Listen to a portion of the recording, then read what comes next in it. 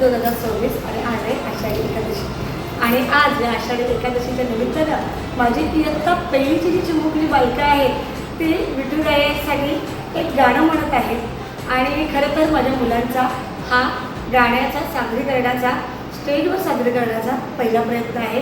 चला तर आपण गाणं पाहूया, नृत्य पाहूया आणि या छोट्या छोट्या माझ्या मुलांचं कौतुक करूया.